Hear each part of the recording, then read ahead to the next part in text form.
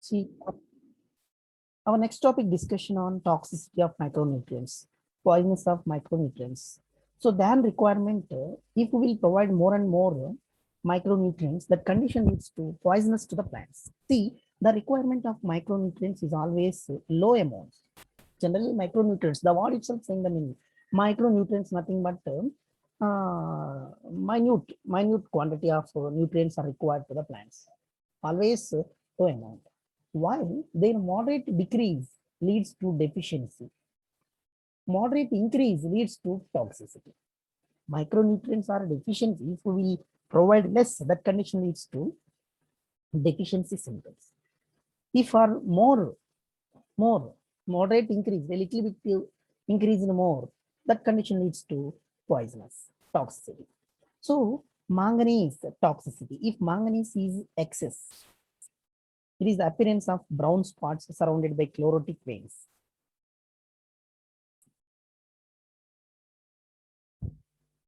If manganese is excess, little bit excess. If manganese is a little bit excess, see here manganese toxicity. That condition leads to appearance of brown spots, brown colored spots. Those are surrounded by chlorotic veins. In the leaf, veins will be there. Chlorotic means what? Chlorophyll veins. Where the chlorophyll present in the veins, in those places, brown colored spots appear. It is important to know that manganese competes with iron and magnesium for uptake. Okay, so manganese, whatever the nutrients are absorbed by the plant, so with those nutrients, manganese competes with iron and magnesium. So if manganese will become more and more, then the manganese will prevent the absorption of iron and magnesium. Okay, so with magnesium, okay, magnesium for binding with enzymes. So manganese competes with iron and magnesium for binding with enzymes. So manganese wants to bind with enzymes, iron wants to bind with enzymes, magnesium wants to bind with enzymes. So for binding with enzymes, manganese, iron, magnesium compounds. If manganese concentration will be more, so it will compete with iron and magnesium for binding with enzymes. So then iron and magnesium unable to bind with enzymes. Then it leads to iron and magnesium deficiency. Okay, that's all. So if one nutrient is excess, that condition leads to deficiency of another nutrients. Okay, see, manganese also inhibits calcium translocation in shoot apex. So if manganese nutrient element is excess, it stops the calcium translocation, calcium movement in shoot apex, shoot region. Okay, that's all. Therefore, excess manganese may in fact induce deficiency of iron, magnesium, and calcium. Okay, so manganese if it is more and more, so it will compete with iron, magnesium, and calcium functions. Then automatically, so iron and manganese and the calcium, sorry, iron and the magnesium and calcium unable to compete with manganese. Then iron, magnesium, and calcium deficiency occurs. Okay, that's all. Next, mechanism of absorption of elements. See, here there are three terms you have to learn. Flux. Flux means it simply refers to movement of ions from inside to outside, outside to inside, irrespective of specific location, is called flux. Simply movement of ions is called flux. In that, flux is two types, influx and efflux. Influx means inward movement of ions, that is movement of ions to the cells. See, to the cells, inward movement of the ions. Okay, that is called influx. Efflux means outward movement of ions, that is outside of the cell. This is called efflux. Through these movements, the nutrients elements are transported from inside to outside, outside to inside. Next, metabolism of nitrogen. Next topic is metabolism of nitrogen. So in this chapter, the main topic is this is only. Remaining all topics I said, in this corner, in these 15 years, since 15 years I am teaching, one question also from that corner they did not ask. This is the question from this chapter, 12th chapter. The main topic is metabolism of nitrogen. In this one, various headings are there. These are called metabolism of nitrogen. Okay, so in this one, majorly we have to discuss here nitrogen cycle. Different topics are there in this one. Those we will see. First of all, nitrogen cycle. Nitrogen is the most prevalent element, most dominant element in living organisms. Nitrogen is most important, dominant element in living organisms. Nitrogen is a component of amino acids, proteins, hormones, chlorophylls, and many vitamins. In all these, nitrogen is a basic element. Without nitrogen, amino acids does not form, proteins, hormones, chlorophylls, and many other vitamins does not form. So nitrogen exists as two nitrogen atoms. Nitrogen exists as two nitrogen atoms, like this way. Two nitrogen atoms. Two nitrogen atoms. And two. In this one, two nitrogen atoms are there. So two nitrogen atoms joined by a very strong triplet covalent bond. Triplet covalent bond. Triplet. See here, triplet covalent bond. Okay. So covalent bonds are triple. So nitrogen triplet covalent bonds. Here, actually, one more bond will be there. Okay, triplet covalent bonds existed. So the process of conversion of nitrogen to ammonia, this nitrogen to ammonia is termed as nitrogen fixation. The process of conversion of nitrogen, atmospheric nitrogen into ammonia is called nitrogen fixation. Generally, in nature, lightning, ultraviolet radiations provide enough energy, huge quantity of energy, sufficient quantity of energy to convert atmospheric nitrogen into nitrogen oxides. That is nitrogen oxides, NO2 and N2O. Okay, nitrogen will be converted into NO, NO2, N2O with the help of energy provided in nature by lightning and ultraviolet radiations.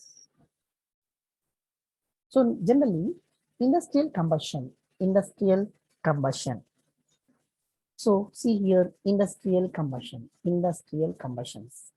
forest fires, automobile exhaust, and power generating stations are also sources of atmospheric nitrogen oxides.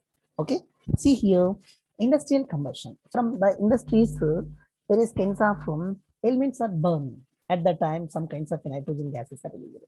So when the forest fires, from the automobile exhaust, from the automobile industries, various kinds of gases released. So power generating stations are also main sources of atmospheric nitrogen oxides. These are all releases excess amount of nitrogen in atmosphere. Next, decomposition of organic nitrogen of the dead plants. Decomposition of organic nitrogen of the dead plants and animals into ammonia are called ammonification. See, from the dead and decaying plant and animal bodies, releases contains nitrogen. That nitrogen is converted into ammonia. This process is called ammonification. Next, some of this ammonia volatilizes, converted into ammonia is converted into gases. That is re-enters into the atmosphere. Ammonia is converted into gases and re-enters into the atmosphere. But most of it is converted into nitrite by soil bacteria. So ammonia is converted into nitrite with the help of some bacteria which are present in the soil. So those bacteria are called soil bacteria. Here see, ammonia is first. This is ammonia. Ammonia is first oxidized to nitrite by the bacteria, Nitrosomonas bacteria. Ammonia is first oxidized to nitrite. Ammonia is converted into nitrite by the bacteria that is called Nitrosomonas bacter or Nitrococcus bacter. So Nitrococcus bacteria and Nitrosomonas bacteria so splits the ammonia and convert them into nitrite. So next nitrite is further oxidized to nitrate.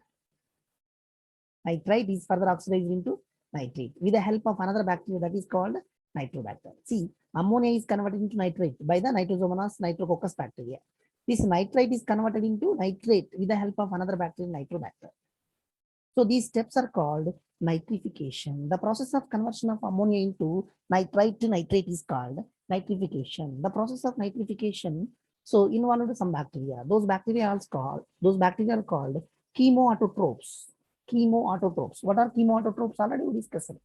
In second chapter we discussed chemoautotropes. With the help of chemicals, they themselves prepare food materials and convert them ammonia into nitrite to nitrate. This process is called nitrification. Those bacteria is called chemoautotropic bacteria. So nitrate thus formed is absorbed by plants and transported to the leaves. Yes. So in the soil, nitrite is converted, ammonia is converted into nitrate. That's what absorbed by the plant through water. So from the plant, it is transported into the leaves. In the leaves, nitrogen is stored in the seeds, fruits, etc. Okay, so that's all. So in the leaves, it is reduced to form ammonia that finally forms amine groups of amino acids. That only in the leaves, nitrogen is converted into ammonia that finally again converted into amine groups of amino acids. Those amino acids are help for the formation of proteins. Those proteins we will take through food material. So that is the source for us nitrogen. Okay, so we will take nitrogen from the plant parts. Nitrate present in the soil also reduced by nitrogen by the process of denitrification. Nitrate present in the soil is also reduced, converted to nitrogen. Nitrate is converted into nitrogen by the process is called denitrification. The process of conversion of nitrate into nitrogen is called denitrification.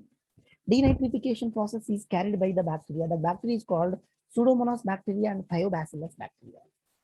Okay, so denitrification. Denitrification means what? Nitrate is converted into nitrogen with the help of Pseudomonas and Thiobacillus bacteria. That phenomenon is called denitrification.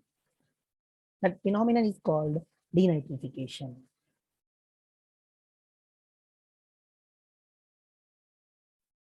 So this is called nitrogen cycle. In such a way, this process is continuous process. How this process is continuous? So see here, leaves. From the leaves, it goes to the animals. When the animals are releases urine, fecal matter, and when these animals are died, at that time, from them again it goes to the soil. From the soil, again it is enters to the plants. From the plants, again it is goes to the animals. In this way, cyclic process. That's why it is called nitrogen cycle. So that's all. Next one is biological nitrogen fixation. Biological nitrogen fixation. So biological nitrogen fixation means what? In this one, so some different kinds of bacteria involved. So those bacteria, how helps to convert atmospheric nitrogen in the plants and animals? That is what in this one you will discuss. So very few living organisms can utilize the nitrogen in the form of nitrogen available abundantly in the air. Very few living organisms directly utilize the nitrogen in the form of nitrogen state only, which is available abundantly in the atmosphere. But majority of the organisms cannot utilize atmospheric nitrogen directly in their body. So in the atmosphere, whatever may be the nitrogen gas is present, that must be converted into ammonia, nitrite to nitrate. Then nitrite to nitrate, ammonia, which are salts. These salts are absorbed by the plants. From the plants, these are entered into the animals. From the animals, again it goes to the soil. So in such a cyclic process. So that's why it is also called biological nitrogen fixation. So in this one, only certain prokaryotic species are capable of fixing nitrogen. Okay. So on our planet, whatever may be the organisms are there, among those are all the organisms, only some certain, not all, certain prokaryotic species In about topic I said, see here Pseudomonas, Thiobacillus, Nitrosomonas bacteria, Nitrobacter bacteria. These are all prokaryotes only. Only certain prokaryotic species have the capability of fixing atmospheric nitrogen. So reduction of nitrogen to ammonia. The process of conversion of nitrogen to ammonia by living organisms is called biological nitrogen fixation. Biological nitrogen fixation means what? So the process of reduction of nitrogen to ammonia. That means what? Reduction means in this sentence, the process of conversion of nitrogen to ammonia with the help of living organisms and bacteria. In the living organisms, bacteria means living organisms. With the help of living organisms is called biological nitrogen fixation. In this process, the enzyme nitrogenase. In this process, the enzyme nitrogenase enzyme. So the nitrogenase enzyme is capable of nitrogen reduction, is present exclusively in prokaryotes. Such microbes are called nitrogen fixers. That only see here. So the enzyme nitrogenase in prokaryotic organisms, nitrogenase enzyme is present, which capable of nitrogen reduction, conversion of nitrogen into ammonia, nitrates. In present exclusively in prokaryotes. Enter this process takes place in prokaryotes. Such type of microbes, the microbes which are involved in biological nitrogen fixation cycle, such microbes are called nitrogen fixing microbes. Okay, nitrogen fixing microbes. See, N, triple bond N, triple bond N, nitrogenase enzyme. So nitrogen is converted into ammonia in presence of nitrogenase enzyme. Okay, so the nitrogen microbes, the nitrogen fixing microbes could be free living or symbiotic. Could be free living or symbiotic. See here.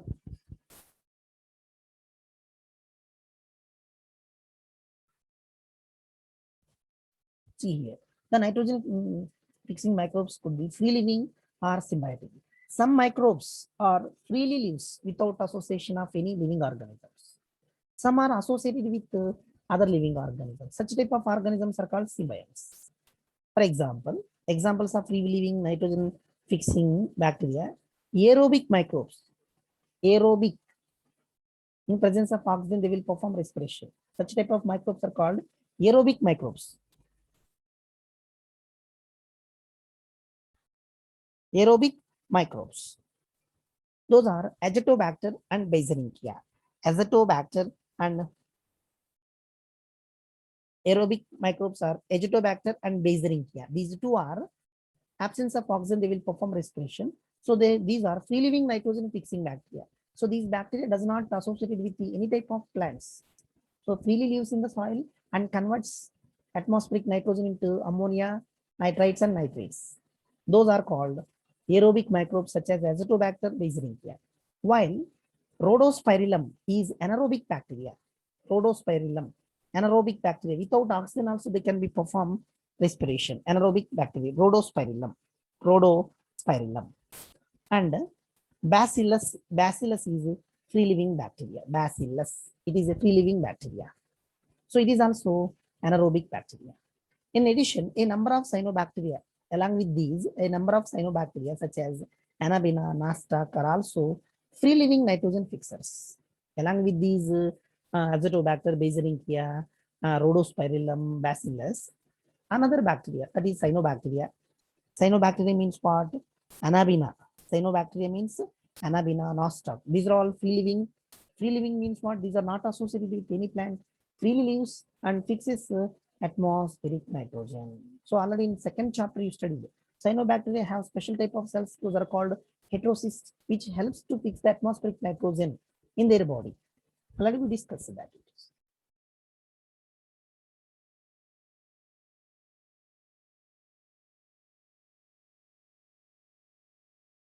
Okay, so this is called biological nitrogen fixation. Biological nitrogen fixation. Next, symbiotic biological nitrogen fixation. Symbiotic biological nitrogen fixation. Symbiotic biological nitrogen fixation means what? One bacteria is associated with another plant, another living organism. both are mutually benefited with each other. Such kind of a life process is called symbiotic biological nitrogen fixation. See here, several types of symbiotic biological nitrogen fixing associations are known. Several types of symbiotic biological nitrogen fixing associations are known. See here, several types of symbiotic biological nitrogen fixing association are known. That means what? So some kind of a bacteria lives in the root nodules of leguminous plants. Bacteria depends upon the plant depends upon the bacteria. Such kind of association is called symbiotic biological nitrogen fixation. The most important, the most prominent, dominant or important one among them is the legume bacteria relationship. Legume bacteria relationship. Many times I said in previous topics. So leguminous plants, leguminous plants means what? Pea plant, gram, red gram, black gram, green gram. These are all plants are simply called leguminous plants.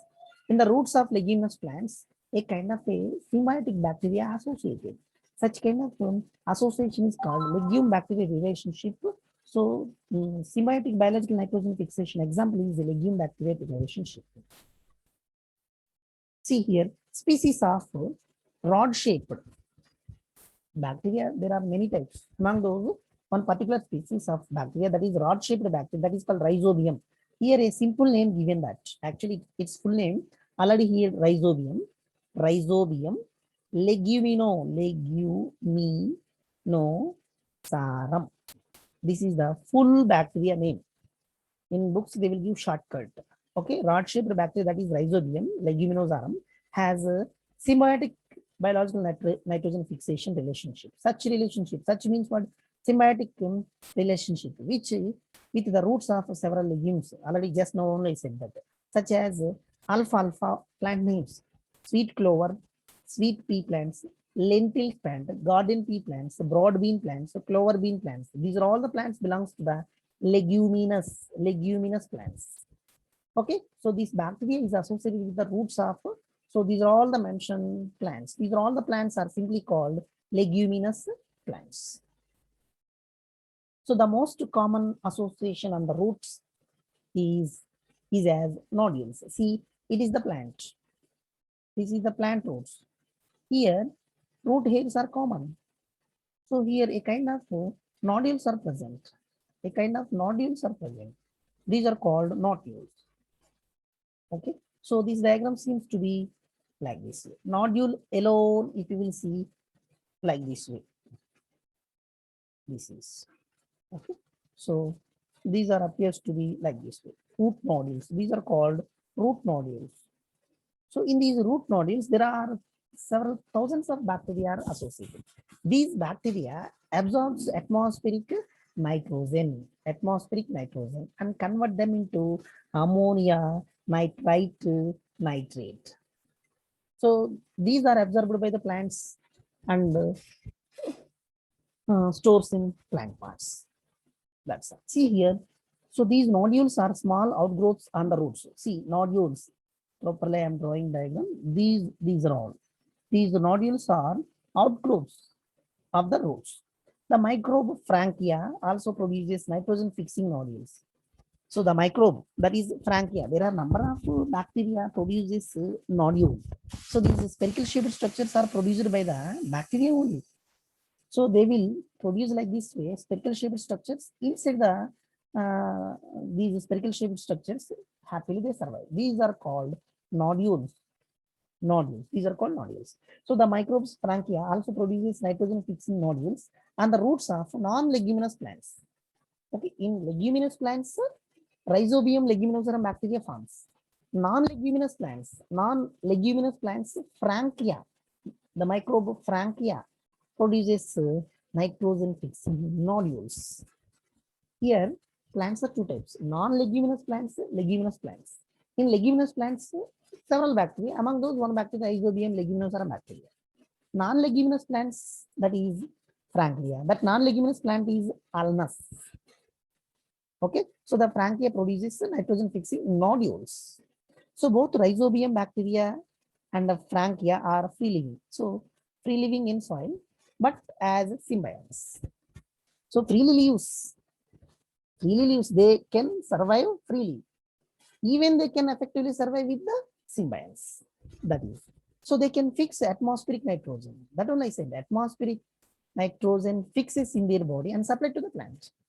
So uproot any one plant of common pulse just before flowering, you will see a near spherical outgrowths on the roots. See, uproot means what? You pluck any pulse plant from the ground, even leguminous plant, even groundnut plants also. You will observe on the roots a kind of a spherical shaped outgrowths. Those spherical shaped outgrowths are called, these are nodules. Nodules. Those spherical shaped outgrowths are called nodules. If you cut through them, you will notice that the central portion is red or pink. Red or pink. Red color or pink color. You will notice a red or pink color structures.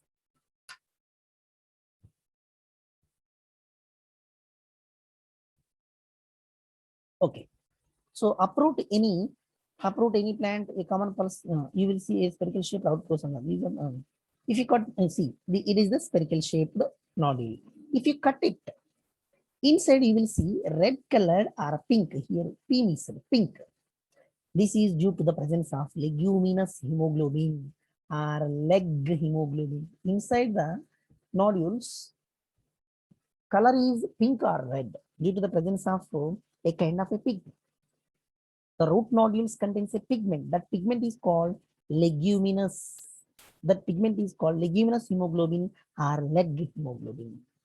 So that they contain all the necessary biochemical components like leg hemoglobin and nitrogenase. So in this one, in this spherical shaped root nodule, what contains? So they in the sense what root nodules contains all the necessary biochemical components to convert atmospheric nitrogen into ammonia, nitrate, all necessary biochemical components.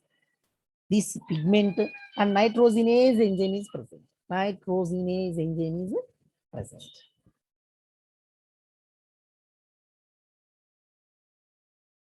Okay, ma, that's all. Here, leg hemoglobin. What about leg hemoglobin? So leg hemoglobin, the root nodules contains a pigment that is called leg hemoglobin. It gives pinkish color because it is closely related to the pigment hemoglobin. Whatever may be the pigment is present in the root nodules, that pigment is closely related to the pigment hemoglobin present in the red blood cells. That's why it is called leg hemoglobin. So like hemoglobin, it also combines with oxygen. So in the animals, hemoglobin is combines with oxygen. In the same way, in the leguminous plants also, hemoglobin is combines with the oxygen. So the hemoglobin, leg hemoglobin, by combining with oxygen, it forms leg hemoglobin. It protects the enzyme nitrogenase. In the spherical shaped nodules, what enzyme is there? Nitrogenase enzyme is there. Nitrogenase enzyme is there. This nitrogenase enzyme, like the hemoglobin, protects the enzyme nitrogenase. So the nitrogenase enzyme function only under anaerobic conditions. Anaerobic conditions means what? Absence of oxygen. It can be performed. If oxygen is available, okay. If oxygen is not available, nitrogenase enzyme nature is what? Even absence of oxygen also, it can be performs. It functions very efficiently. Okay, so that's all. So what about nitrogenase?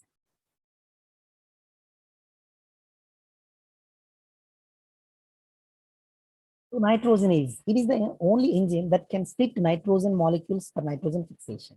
So nitrogenase enzyme, see nitrogenase, see in the spherical shaped nodule, nitrogenase enzyme can split the nitrogen molecule. Nitrogen molecules splits and enable the plant to nitrogen fixation. Enable the plant for nitrogen fixation. So the enzyme nitrogenase is molybdenum iron protein. Molybdenum iron protein. So the enzyme nitrogenase, what was there? Molybdenum and iron protein was there. So when the molybdenum and iron both are combined, molybdenum and iron both are combined, that can, when these two elements are combined, At that time, a kind of a protein formed. That protein is called nitrogenase enzyme. So all the protein molecules, all enzyme molecules are nothing but proteins only. So and catalyzes. So this nitrogenase enzyme catalyzes. Catalyzes means what? Speed up the conversion of atmospheric nitrogen to ammonia. So that equation as given in the following equation. Like this way, atmospheric nitrogen is converted into ammonia. In the atmosphere, nitrogen always exists in the form of like this way. So using electrons, protons, ATP, it will be converted into ammonia. Okay, so protons are needed, electrons are needed. Okay, so and ATP also, energy also needed. Okay, so with the help of these substances, it will be with the help of these materials, nitrogen is converted into ammonia, hydrogen. 6 ADP. 6 ADP means what? 6 ATP molecules are utilized. From every ATP, one phosphate utilized. Then from this 3 ATP molecules, ATP. ATP means what? ATP means what here? Adenosine, triphosphate. Phosphate. First phosphate, second phosphate, third phosphate. This is one ATP. So last phosphate utilized. Then if one phosphate is utilized means how many remaining? 1, 2. Like that way from 16 ATP molecules, 16 phosphates utilized. Finally, then what happened? 16 ADP.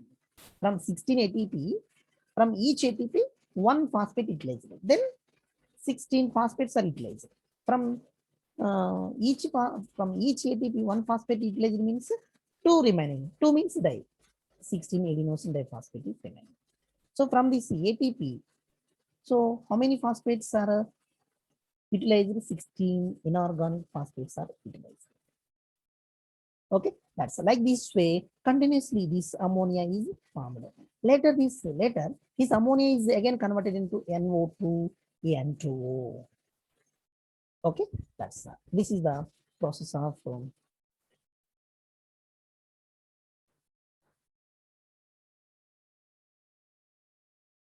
this is the process of nitrogen metabolism. So see here again continuation. So it is very interesting to note that these microbes live as aerobes. Aerobes means what? Aerobic bacteria under free living conditions. With the help of oxygen, they will survive. They become anaerobic also. If that one I said, if oxygen is available, they can okay. If oxygen is not available, so if oxygen is not available, then also if oxygen is not available, then they will be survive as anaerobic bacteria. So thus protecting the nitrogenase enzyme. Okay. So anaerobic conditions also they can protect. Anaerobic means what? If oxygen is not available also, so nitrogen enzyme is protected. Where nitrogenase is not operational, but during nitrogen fixing events, they become anaerobic. See, where nitrogenase is not operational. So in anaerobic conditions, nitrogen is not perform any operation. But during nitrogen fixing events, they become anaerobic, thus protecting the nitrogenase enzyme. See here.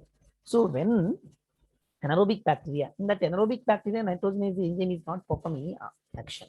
In nitrogen fixing events only, it can be performed. In nitrogen fixing events only, it can be performed. Okay, so they become anaerobic. They means what?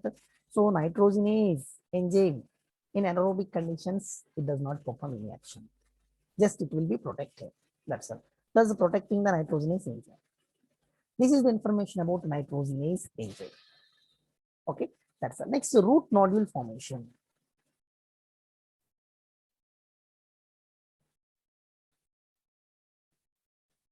Root nodule formation, it is also big topic. So one more topic, one more class if I will take afternoon, I will finish up. Okay, so now 2 minutes time is there. Okay, get ready for next class. So leave the meeting, get ready for next class. Again by sharp 3 o'clock you join. So 3 o'clock you join.